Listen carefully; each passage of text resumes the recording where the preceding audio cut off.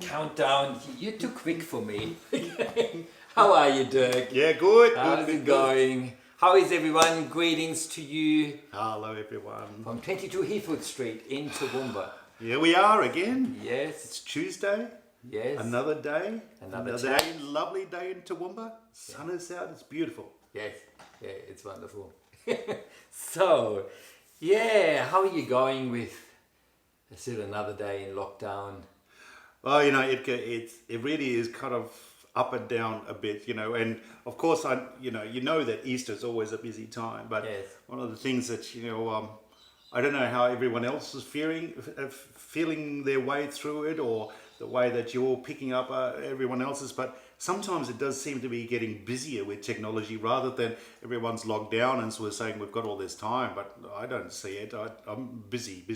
What about you? Are you busy? Yeah, like there's so many meetings now, but they're all on Zoom and there's so much communication going on. But I still enjoy, the sermon work, and I'm glad that continues. I'm missing a little bit that everyone is sitting there, because Living Grace actually talks to you when you preach, and I miss the feedback. I miss the hassling a little bit, like... Well, you can ask them to pause and hassle me here. Yeah. I need a bit of feedback. It's not quite the same, but so on Sunday, just hassle him anyway. He needs the hassle. He says he needs the hassle. Oh, it keeps you sharp. No, it's good. But initially there was this idea, this could be a little bit of a Sabbath for the whole world.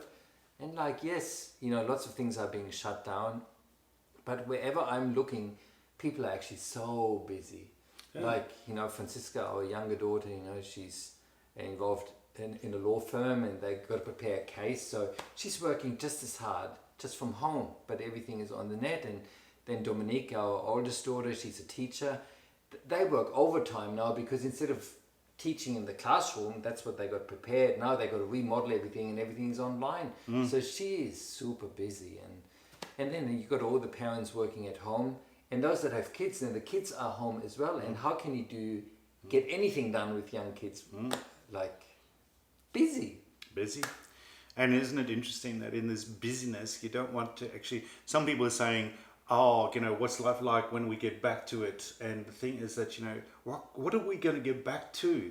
Yeah. Because it seems like, whatever we've picked up now in this season of being locked down, and all this busyness that's now going online with this, that, and the other stuff, that it's actually going to be kind of like the old stuff, the new stuff, and something else. That's the danger. Yeah. That's some of the technology things that you picked up. That's just going to remain, and it's just going to be added to the other stuff that was there. So interesting times.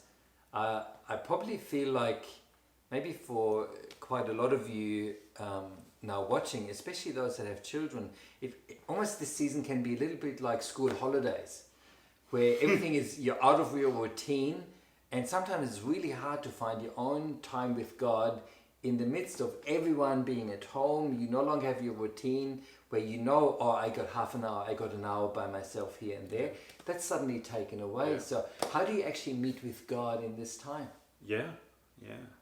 Well, Penny and I are fortunate. We're the empty nester kind of stuff, so we don't have that. So you can actually, have time on your own. But Penny also wants to have a bit of time out from me. So I know, she needs to close the office doors. So hello, Penny, love you. Because, probably now we can talk behind the screen and say, hi, Penny. Yes, you're an extrovert. So you like people around you. So for you, it's tough that way. No, I don't like it. No, I'm waiting for the time when you can get back out and say hi to people again. And yeah. We are made for social interaction. We're made for relationship. God has actually empowered us for that. So it is a bit, not nice and not normal for us to be so confined. Yeah. But, coming back to that business that is there, I really encourage everyone in this time. Things are a little bit stripped away, and they should slow down. If it doesn't slow down for you and you struggle to actually connect with God, I encourage you to be intentional about it. And like school holidays or other times where you're out of your routine, just prioritize, really this is a time to seek God and draw near to Him, because, you know, especially since we're not meeting on a Sunday, you don't even have that time. Yeah. We do our own private time with God. Got to sustain us in this time. And Well, actually, biblically, this got to be it's important. quality. Yeah. You know, this is the thing, is that we often forget that this call to time out Yeah. with God is actually a biblical thing. Yes, but you know, how many people are there, like, they haven't prayed all week or haven't opened the Bible all week, and then on Sunday, you know, they are in it because it's provided for them, and it's good, and it's certainly, we love to be in the Word and preach and provide something for everyone, and yeah, that's still happening online, but it's still, the corporate worship time is not there, and so our private worship time with God got to be of quality. Otherwise, it suffers. Yes. You know, there's an old saying, I don't know, everyone's still been using it, 1 week without prayer makes 1 week. You know, the change of week to makes one, you know, week. But the thing is that, you know, if we don't sustain the time out with God, we do find ourselves getting weaker and weaker in our faith. Yes. Because we don't have the Sunday highlights anymore to come together. Yes. We need to build that into our everyday life. Yeah, and have the discipline. Maybe the Bible passage, you know, we talked about, which is fascinating, is Jesus rose from the dead, and you know, this is Easter, this is resurrection, Jesus rose from the dead, and you think, we got such a good message, and the disciples thought, wow, Jesus is risen, now we understand everything, he confirmed everything that he was preaching beforehand, and they were so ready to be busy and active. And then there's this verse in the Bible where Jesus said to them, I'm going to send you what my Father has promised, but stay in the city until you have been clothed with power from on high. So Jesus was going to send something that was going to empower them and clothing them with power. But until that happened, they were to stay put in the city and like not go anywhere. Yeah. Until they actually have received from God what they were meant to receive. Yeah. And maybe this is the season for us. You know, like it's lockdown now. We are meant to maybe stop being too busy for a moment until you've been clothed with power, and then we can go again. There's no point of actually thinking about ministry or doing anything that is of God and for God and with God, unless you actually take that seriously and say that God is actually making a command here. Just as government has made a command, go home, stay home. Yeah. God is saying it, but stay in the city until you've been clothed with power on high, because then after we have received the power from on high, we actually are then sent out to do all sorts of amazing things.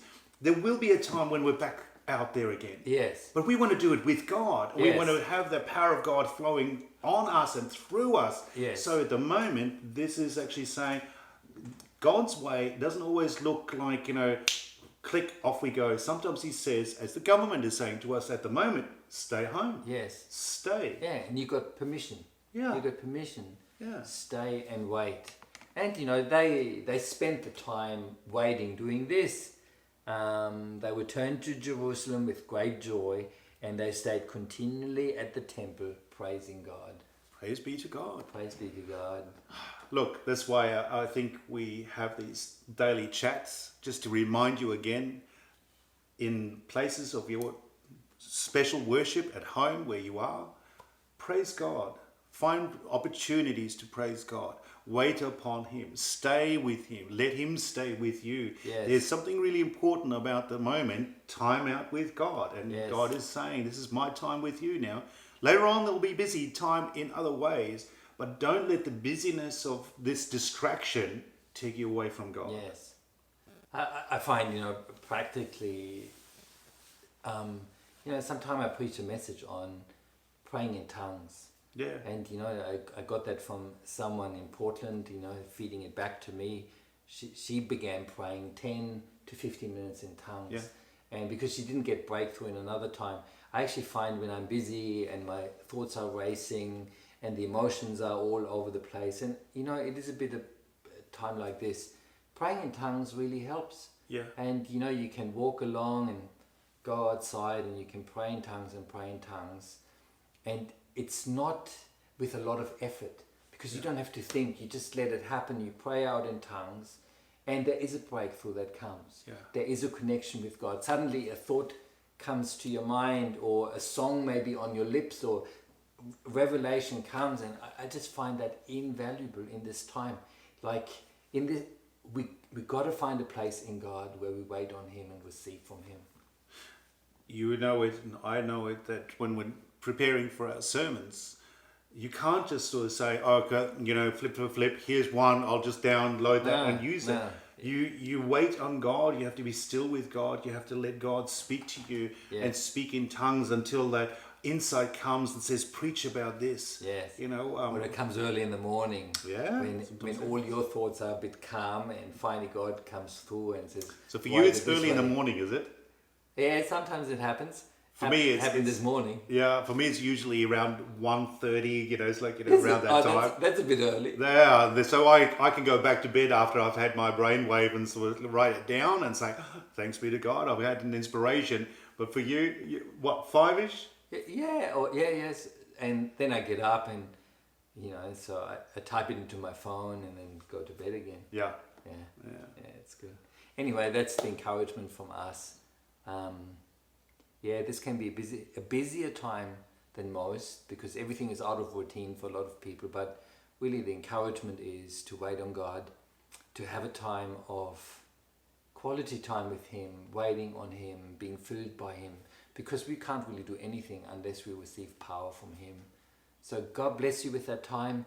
God bless you with good personal devotion time and time with God. And God grant you those experiences where you encounter Him. And God give you that space. Yeah. Just bless you with that. Bless those times out with God. Yes. Amen.